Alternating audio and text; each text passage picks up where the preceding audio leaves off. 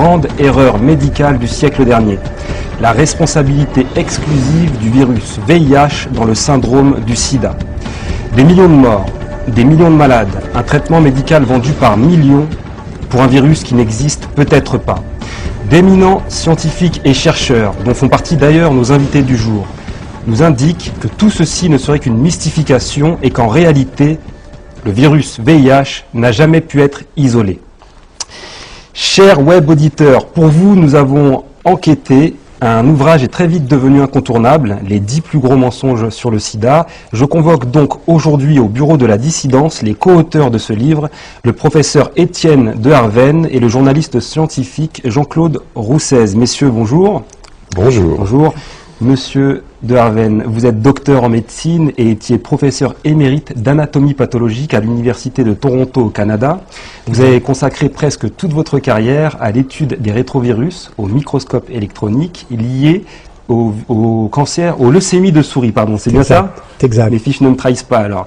Monsieur Roussez, vous êtes donc journaliste et auteur scientifique. Vous avez publié entre autres de nombreuses études relatives aux applications médicales des hautes technologies. C'est parfaitement exact. Alors messieurs, juste avant de revenir sur quelques-uns des plus gros mensonges sur le sida, je me permets sous votre contrôle de redéfinir des termes qui, à force d'être ressassés, se confondent ou perdent leur sens dans notre inconscient collectif.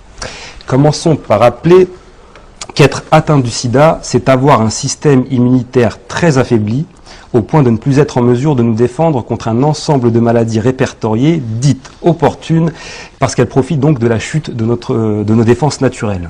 Oui. Et c'est le développement de ces maladies, donc cancer et autres infections, qui finit par entraîner la mort de la personne infectée. C'est bien cela? Oui. Tout à fait exact. Quant au VIH, ce virus, il serait le responsable de l'effondrement de notre système immunitaire en s'attaquant à l'un de ses composants essentiels, les lymphocytes T. Jusque-là, j'ai presque tout bon. Oui. Tout bon, tout bon. Et oui, j'aimerais finir par rappeler ce qu'est la séropositivité. Alors, on dit d'une personne qu'elle est séropositive lorsque l'on décèle dans son sang non pas la présence du virus VIH, mais celle des anticorps censés lutter contre cette infection. Alors, si j'ai tout bon, je peux vous poser la première question qui est, donc, Monsieur de Harven, ce virus, observé ou pas observé? Ce virus n'a jamais été observé directement en microscopie électronique dans le sang de patients dont on prétend qu'ils ont une charge virale élevée. Par des techniques moléculaires extrêmement intéressantes, on affirme pouvoir identifier dans le sang de ces malades des séquences d'acides nucléiques qui correspondent au génome des rétrovirus. Mais il n'y a aucune corrélation entre ces données-là et l'échec total de tous les efforts qui furent développés pour tenter de démontrer des particules de rétrovirus dans le sang de ces malades-là. Donc le virus n'a jamais été trouvé dans un corps de malade du sida? Il n'a jamais été observé en microscopie électronique dans le sang de malades dont on prétend qu'ils ont une charge virale élevée. D'accord. C'est une affirmation que j'ai faite en Afrique du Sud lors de cette grande conférence qu'avait convoquée le président Mbeki en 2000 et qui n'a jamais été contredite depuis. On a même à Londres offert un prix assez important à quiconque pourrait me prouver le contraire, et ce prix n'a jamais été réclamé. Très bien, monsieur Roussez. Comment s'est faite l'annonce de la découverte de ce virus? Ah, écoutez, c'est une longue histoire. En fait, il faut remonter à 1972, donc 9 ans avant le début de ce qu'on peut appeler une épidémie.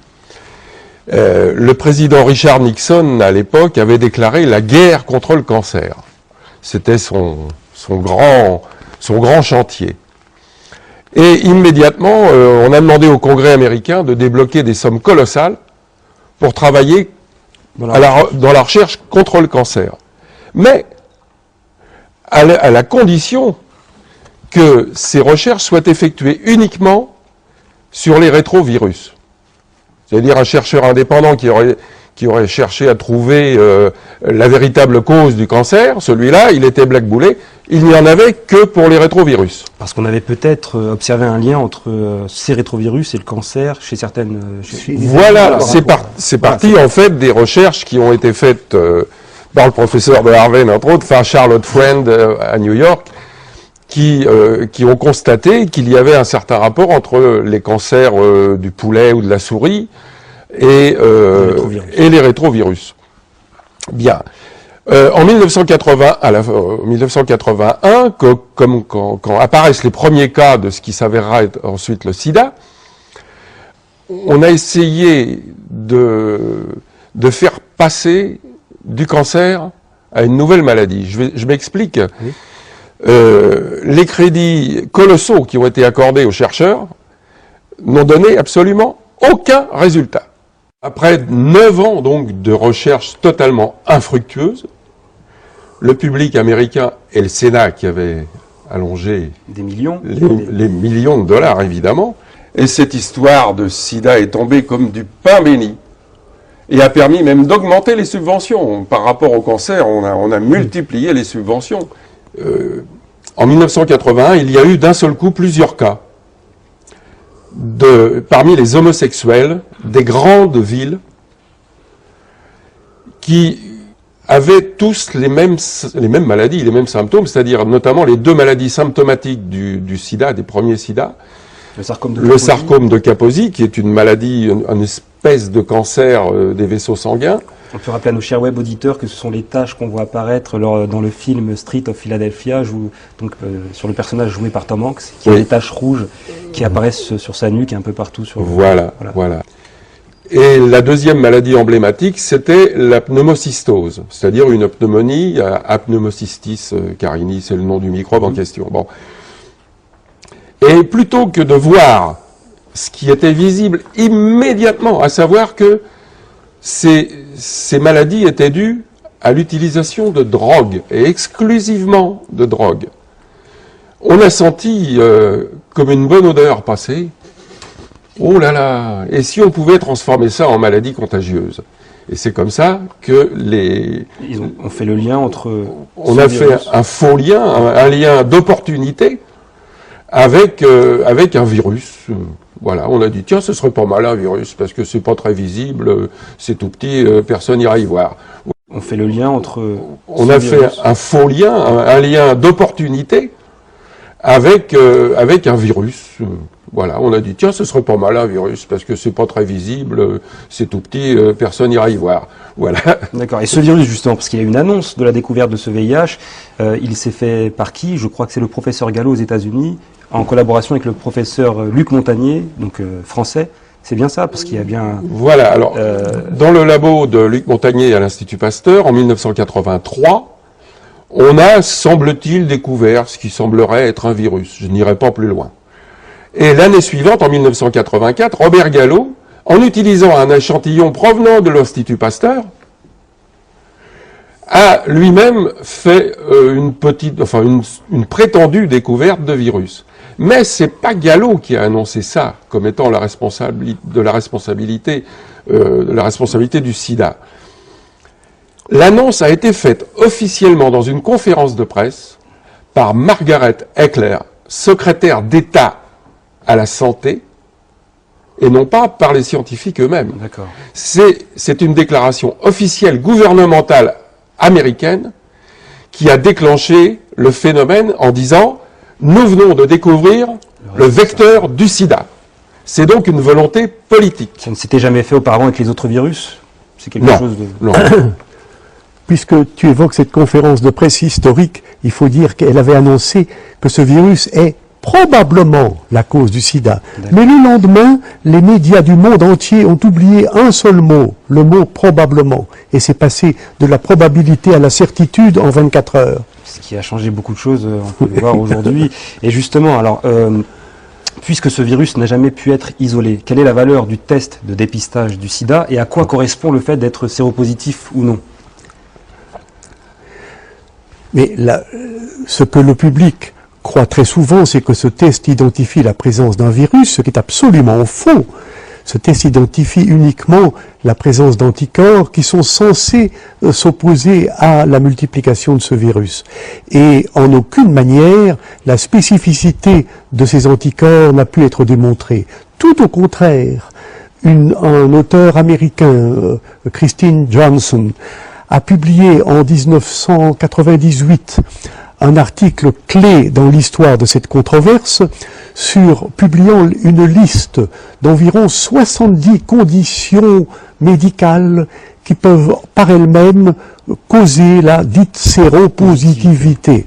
Et dans cette longue liste, vous trouvez la tuberculose, la malaria, la lèpre, prendre une vaccination antigrippale, tenez-vous bien, la grossesse, les grossesses multiples en particulier, et donc il y a une liste de 70, les transfusions sanguines. Alors, si vous mettez la malaria, la lèpre et la tuberculose dans les causes possibles de la séropositivité, vous imaginez que sur la scène africaine en particulier, on en trouve de très nombreux millions. Donc, ce test n'a strictement aucune valeur, a uniquement permis de terroriser la population du monde entier et de justifier d'une façon qui ne peut être mieux caractérisée que celle d'un génocide pharmacologique, a semblé justifier la prescription à tous ces patients séropositifs de médicaments d'une toxicité tout à fait mortelle. En gros, donc, c'est assez effrayant ce que vous nous dites, parce que, si j'ai bien compris, toutes les personnes dites séropositives à qui l'on prescrit des traitements très lourds sont des individus sains. Eh oui. Très bien. Et oui, parce que dans cette histoire de sida, il y a eu deux phases. La première phase avec des vrais malades, c'est-à-dire des gens qui étaient atteints d'immunodépression. Il y a des gens immunodéprimés qui n'ont plus de système immunitaire, ceux-là, on les soigne. Bon. Mais le plus honteux dans cette histoire de sida, c'est le fait d'avoir justement inventé ces tests de séropositivité qui ont permis de classer parmi les malades des gens qui sont parfaitement sains. Et là a commencé le gros génocide. Et justement, les fabricants de ce test nous précisent-ils que celui-ci n'est pas fiable, en fait? Ah oui, en long, en large et en travers. Il suffit de lire la notice. Dans la notice, c'est indiqué.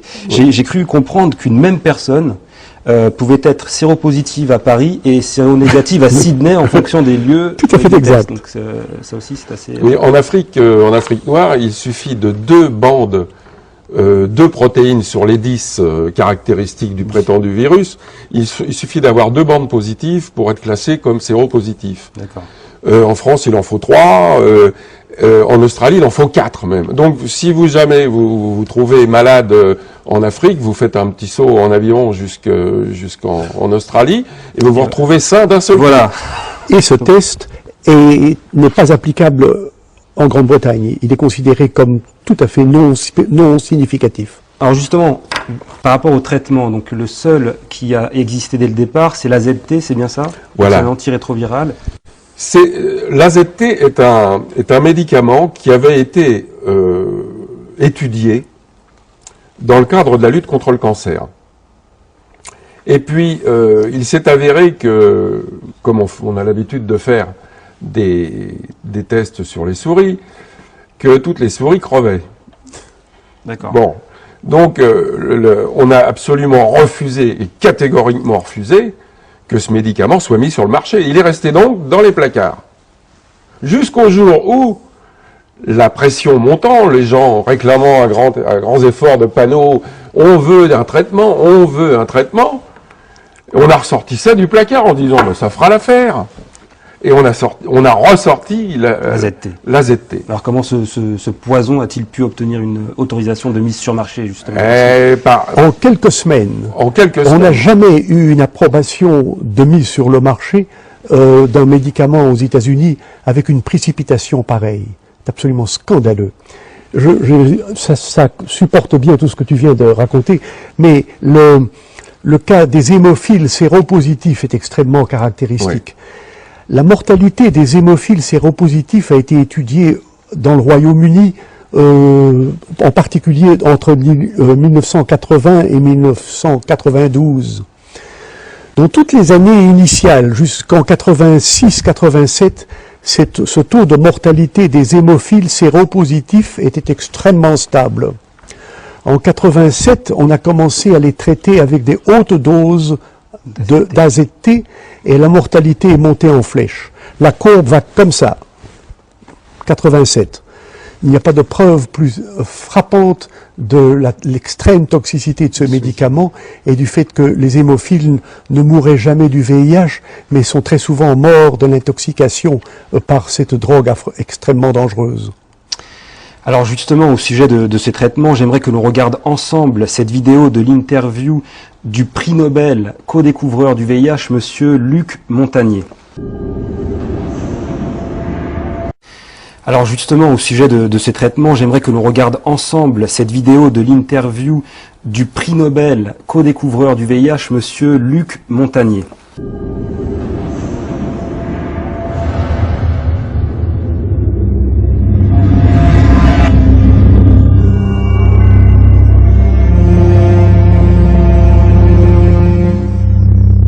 You talked about oxidative stress earlier. Is treating oxidative stress one of the best ways to deal with the African AIDS epidemic? I think this is one way to approach, to decrease the rate of transmission, because I believe HIV, we can be exposed to HIV many times without being chronically infected. Our immune system could get rid of the virus within a few weeks if you have a good immune system. And this is the problem also of African people. Their nutrition is not very equilibrated, they are in oxidative stress, even they are not infected with HIV. So their immune system doesn't work well already. So it's prone, it can, allow HIV to get in and persist. So there are many ways which are not the vaccine, the magic name, the vaccine. Many ways to decrease the transmission just by simple measures of nutrition, giving antioxidants, proper antioxidants, hygiene measures, fighting the other infections.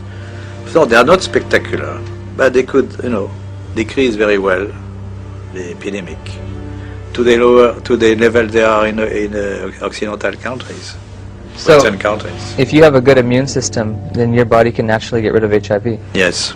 Oh, interesting. Do you think we should have more of a push for antioxidants and things of that nature in Africa than antiretrovirals? We should push for more, a combination of measures, antioxidant and nutrition, advice and nutrition, fighting other infections, malaria, tuberculosis, parasitosis. Most children have worms. Education, of course, genital hygiene for women and men also.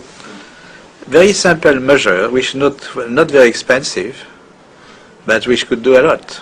And this is my worry about the many spectacular action. Of course, there are global funds to buy drugs and so on, Bill Gates and so on, for the vaccine. But those kind of measures are not very well funded, not funded at all, or they are, it really depends on the local government to take conscious of this, but the local government, they take advice of the scientific advisors from the international institutions, and they don't get this kind of advice very often. There's no money in nutrition, right? There's no profit. There's no profit, yes. The water is important. Water is key. Now, one thing you said, you were talking about the fact that if you have a built immune system, it is possible to get rid of HIV naturally. If you take a poor African who's been infected and you build up their immune system, is it possible for them to also naturally get rid of it? I would think so. Okay. Messieurs, cette vidéo a de quoi donner des frissons dans le dos. Le co-découvreur du VIH, prix Nobel, nous indique en gros que l'on pourrait guérir du sida en dormant mieux ou en se préparant des repas un peu plus coquets.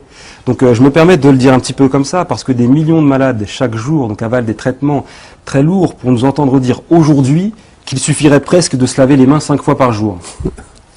Quelle a été votre réaction? Dites-moi.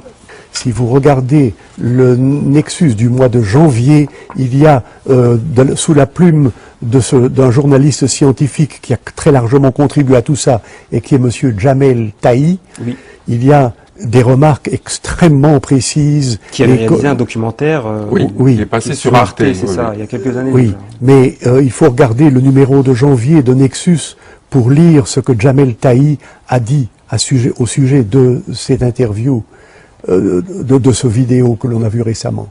D'accord. Donc ça ne vous choque pas particulièrement par rapport à l'intégrité scientifique de nous entendre dire aujourd'hui par cette personne que... Je dirais que le professeur Montagnier avait déjà très souvent, comment dirais-je, secoué l'opinion par des affirmations qui étaient surprenantes. Par exemple, l'existence de cofacteurs. D'accord. Il dit oui, le VIH c'est peut-être important, mais il y avait aussi les cofacteurs. Et il n'a cessé de parler de cela. En 2003, nous avions une très grande conférence au Parlement européen à Bruxelles, à laquelle il participait, et moi aussi. Et dans sa présentation, il a largement envisagé l'effet du stress oxydatif comme cause probable de certaines grandes dépressions immunitaires. Ça n'avait plus grand-chose à voir avec le VIH.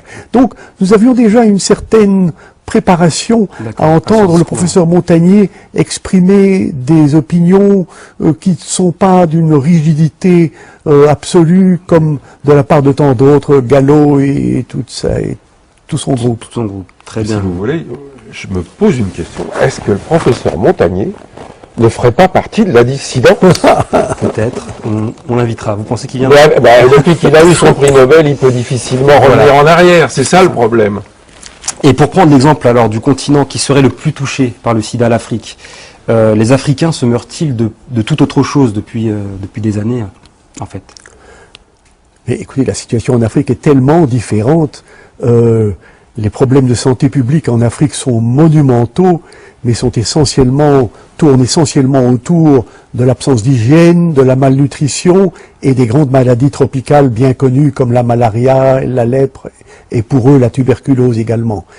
Tout ça est maintenant rebaptisé du nom de sida. Ce n'est pas pour être choquant que je dis cela, mais mon analyse serait de dire qu'il n'y a pas d'épidémie de sida en Afrique. Il y a d'immenses problèmes de santé publique auxquels on attache l'étiquette de sida, probablement pour satisfaire la voracité des compagnies pharmaceutiques qui cherchent à ouvrir des nouveaux marchés, mais en fait, il n'y a pas de vrai sida en Afrique. Je sais que c'est extrêmement choquant d'entendre cela, mais ça tourne essentiellement autour des problèmes d'hygiène publique, de malnutrition et des grandes maladies tropicales bien connues. Et au sujet de l'Europe, des études ont prouvé que des couples sérodiscordants, donc dont l'un serait séropositif ou non, ne se transmettaient pas le virus sur des périodes de 7, 8, 10 ans, si j'ai bien compris. Et d'autres études montrent que parmi les prostituées, seules celles qui se droguent sont touchées, et que dans la communauté homosexuelle sont touchés ceux qui mènent une vie décadente et qui se droguent eux aussi. Oui. Aurait-on affaire à un virus sexiste, homophobe, raciste ou c'est une des raisons qui font que c'est impossible. On dirait que le virus s'attaque de préférence aux hommes en Occident et à égalité quasiment femmes-hommes en Afrique. Bon, c'est jamais qu'un virus. Rappelons-le, le virus n'est pas un matériel vivant. Ça, c'est très important. C'est pas une bactérie. Un virus, c'est un assemblage de protéines et c'est tout. Inerte. Inerte. Avec un bout d'ADN, c'est incapable de se défendre tout seul. Hein? Donc. Oui, vous voulez dire que de là à choisir en fonction des continents, hommes ou femmes. C'est impossible. Ça lui attribue une intelligence qu'il est loin de pouvoir avoir. Hein? Bon. Alors donc, il y a ce problème donc de parité homme-femme qui n'existe pas en Occident et qui existerait en Afrique. Quant aux expériences, aux statistiques qui ont été faites d'après de nombreuses études sur les prostituées, il est tout à fait exact que quasiment aucune prostituée n'est séropositive, excepté celle qui s'adonne à la drogue, à des drogues dures, s'entend. Voilà. Oui, il est bien évident que la prétendue contagiosité du sida est totalement incompatible et par les rapports sexuels est totalement incompatible avec le fait que les prostituées n'ont pas de sida. et ce fait refuse d'être reconnu par toute l'orthodoxie du sida. Mais dans le livre que nous avons fait ensemble, Oui, je peux présenter là, à il y a l'occasion. pas Alors, voilà, mal c'est de ce- références qui illustrent le fait que des études épidémiologiques faites en Thaïlande, en Afrique, en Italie, en Allemagne, aux États-Unis, Oui, euh, je peux présenter là, à il y a l'occasion. pas Alors, voilà, mal c'est de ce- références qui illustrent le fait que des études épidémiologiques faites en Thaïlande, en Afrique, en Italie, en Allemagne, aux États-Unis, Canada. sont toutes concordantes pour démontrer que les prostituées n'ont pas le sida. Alors si c'était une maladie infectieuse, il est évident qu'elles en seraient les principales victimes. Et là, vous précisez que de Maintenant, nombreuses cela ne études veut, l'ont prouvé. C'est cela tout. ne veut Oui, oui. surtout pas dire, et j'en profite peut-être pour souligner un point très important, les dissidents dont nous sommes sont totalement en soutien de toutes les campagnes de santé publique recommandant l'usage du préservatif dans la lutte contre les maladies réellement sexuellement transmissibles. C'est-à-dire, ça ne concerne pas le sida. Il est évident que nous nous abstenons totalement d'émettre la moindre remarque négative sur ces recommandations de santé publique qui portent sur les maladies donc réellement sexuellement transmissibles et qui est au point de vue santé publique une recommandation extrêmement importante. D'ailleurs, pour prouver l'inexistence de ce virus, un homme, le docteur Wilner, en direct sur une chaîne espagnole, s'est inoculé du sang d'un hémophile sidéen. Que vous inspire cet acte? J'ose pas vous demander si vous seriez capable de le faire, enfin si vous le feriez vous-même, mais... On me l'a proposé une fois et j'ai répondu que non parce que je n'accepte pas que quelque chose rentre dans mon corps d'une manière impromptue. D'accord. Mais qu'en revanche, Vous êtes prévenu. j'étais prêt à faire l'amour avec des séropositifs autant de fois Ah qu'il le d'accord, faudra. bon, Voilà. j'imagine qu'il doit y en avoir... Non, Robert Wilner effectivement a fait cette expérience, mais il est tellement persuadé, et à juste titre d'ailleurs, qu'il ne risquait rien, qu'effectivement il y est allé la fleur au fusil. D'accord. Et il n'a rien depuis. Il n'a rien bien depuis. sûr. Ben non, pensez-vous. Enfin. Donc messieurs, si j'ai bien compris, voilà près de 30 ans de recherche, d'efforts, pour n'aboutir en 2010 à aucun traitement curatif, aucun vaccin, aucune prédiction épidémiologique vérifiable. Quels sont les espoirs? Alors, écoutez, du côté vaccin, Ah, quelque chose. Je voudrais souligner ces Oui. 3 points que vous venez de faire avec une grande précision pour indiquer que, étant donné cette évidence-là, il est grand temps d'avoir le courage de se demander si l'hypothèse de départ était exacte ou fausse. Et je crois qu'il est urgentissime de réaliser que l'hypothèse de départ était fondamentalement fausse.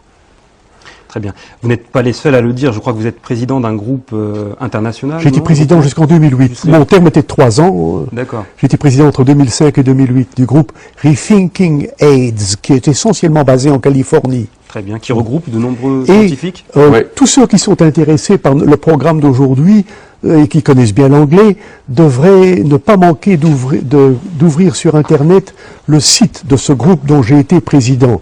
Et ce site est donc www.rethinkingaids.com.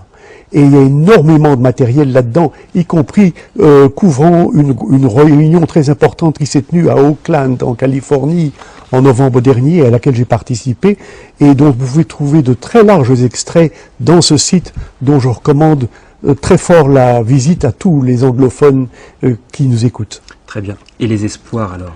Alors, Ces fameux au niveau espoirs. des vaccins, c'est peine perdue. C'est même pas la peine d'y penser. Et pour une raison bien simple.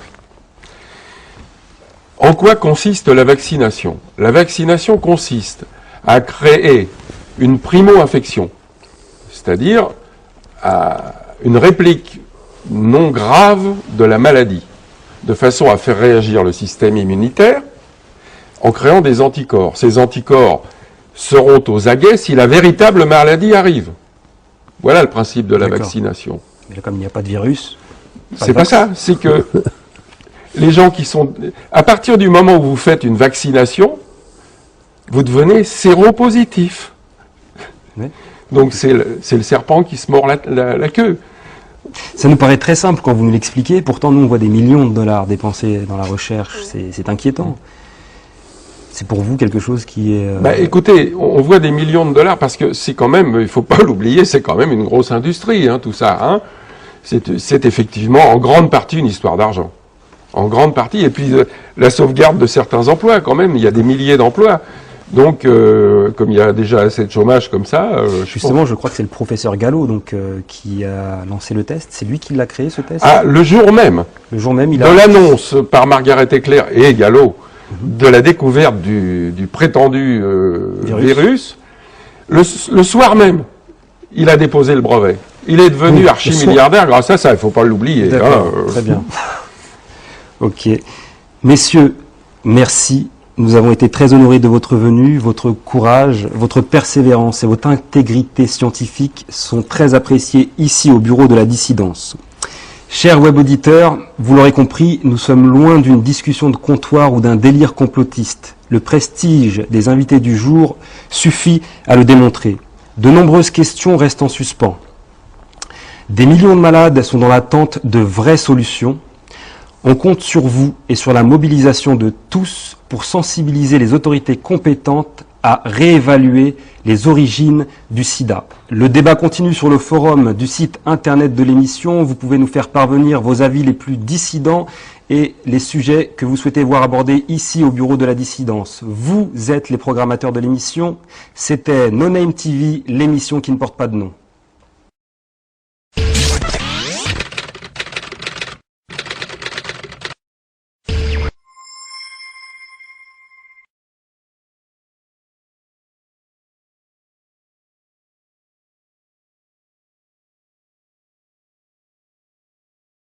Ce sida, le professeur Montagnier avait, dans une vidéo, me semble-t-il, qu'on va voir, donné un peu les conditions d'une bonne hygiène de vie alimentaire, notamment, pour éviter d'attraper ce virus, que vous ne remettez pas en cause, il existe bien, ne s'attrape pas par la voie sexuelle alors. Absolument pas. Ça, c'est complètement nouveau, c'est pas ce qu'on nous dit. La meilleure démonstration de ce fait est dans un travail de Padian, qui a observé environ 200 couples sérodiscordants, où un des partenaires était séropositif et l'autre séronégatif. Elle a observé avec une rigueur scientifique extrême, je crois qu'il y avait environ 200 couples pendant plus de 10 ans, sans observer un seul cas de séroconversion du partenaire séronégatif. Ça, c'est un point essentiel. L'autre point essentiel pour consolider dans vos esprits que le sida n'est pas une maladie contagieuse transmise par l'activité hétérosexuelle, c'est l'observation que les prostituées n'ont pas le sida. Il n'y a pratiquement pas de cas de prostituées atteintes du sida. Celles qui sont trouvées séropositives sont celles qui sont également des drogués intraveineux. Donc le fait qu'il y ait ce paradoxe total, s'il y a une population au monde qui devrait être victime d'une maladie qui serait hétérosexuellement transmissible, c'est bien le groupe des prostituées. Eh bien, sachez qu'il n'en est rien. C'est la preuve la plus convaincante, je crois, et la plus frappante du fait que ce n'est pas une maladie contagieuse et que ce n'est pas une maladie qui doit être classée dans la catégorie des maladies sexuellement transmissibles. Mais, ceci étant dit, il ne faut jamais nous faire dire oubliez toutes ces recommandations voilà, de j'allais vous poser la question. Car il y a de vraies maladies qui sont sexuellement transmissibles, comme la syphilis et la gonorrhée, et toutes les recommandations d'usage du préservatif restent parfaitement applicables et d'une très grande urgence en santé publique pour la prévention de maladies qui sont vraiment des maladies sexuellement transmissibles, mais dans ce groupe-là, il ne faut pas inclure le sida. Voilà une bonne nouvelle.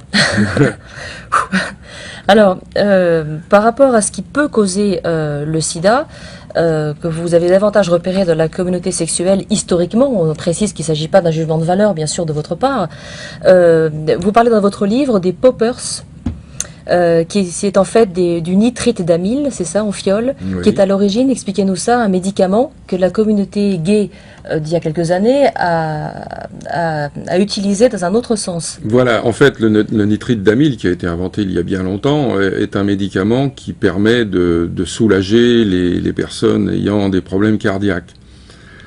C'est un vasodilatateur, c'est-à-dire il dilate les vaisseaux sanguins. Et il se trouve que, on ignore qui, mais enfin quelqu'un a trouvé que ce nitrite d'amyle provoquait des réactions assez intéressantes au niveau sexuel, à savoir la dilatation de l'orifice anal, pour parler correctement, et la prolongation de de l'activité sexuelle. Un aphrodisiaque, en gros. Voilà, c'est un aphrodisiaque. Et malheureusement, ce nitrite d'amyle a des des vertus qui, si elles étaient salutaires aux malades du cœur, deviennent très graves vis-à-vis des personnes bien portantes. Et lorsqu'elles sont utilisées, malheureusement, d'une manière totalement débridée, ce qui était le cas, parce que la libération sexuelle aux États-Unis a eu lieu à la fin des années 70, et à partir de là, la libération homosexuelle, a eu lieu à la fin des années 70, et à partir de là, ça a été le défoulement total. Avant, on avait honte d'être homosexuel, après on en avait la grande fierté, la gay pride. Hein. Et donc, se sont ouverts des boîtes réservées quasiment aux homosexuels. Et là, c'était tous les soirs la grande fiesta avec des tas de drogues à disposition. Ça, il faut le dire. Hein. Il y a des témoignages d'ailleurs assez intéressants, notamment d'un journaliste homosexuel.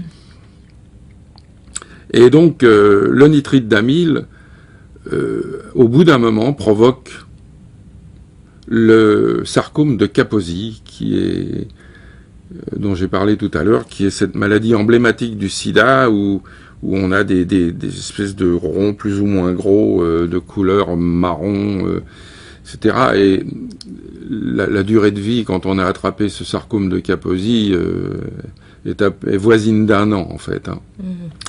Donc, peu de personnes en réchappent. Malgré tout, c'est un cancer qui peut évoluer vers la guérison comme ça, spontanément. Donc on ne peut pas appeler ça vraiment un cancer non plus, on ne sait pas trop comment le loger, celui-ci. Voilà ce qu'il fallait dire sur les poppers qui, à mon avis, sont le point de déclenchement de cette histoire de sida. D'accord, qui n'a rien à voir. Peut-être ajouter très fort pour consolider tout ce que tu viens de dire là, qu'à l'origine de la découverte en 81 en Californie des 5 premiers cas de sida, le nom que l'on donnait à cette maladie était en anglais GRID, G-R-I-D, Gay Related Immune Deficiency. En effet. Ça, c'était le premier nom de la maladie. Mais la communauté homosexuelle s'est trouvée discriminée par cette étiquette et a mené le grand combat pour que l'on modifie le nom de la maladie. Et c'est seulement pendant les années 81, 2, 3, 4 peut-être, que l'on parlait de GRID, ce après quoi on a trouvé un nom qui était plus conforme aux susceptibilités des victimes et qui était celui de SIDA, AIDS en anglais. Oui, d'accord.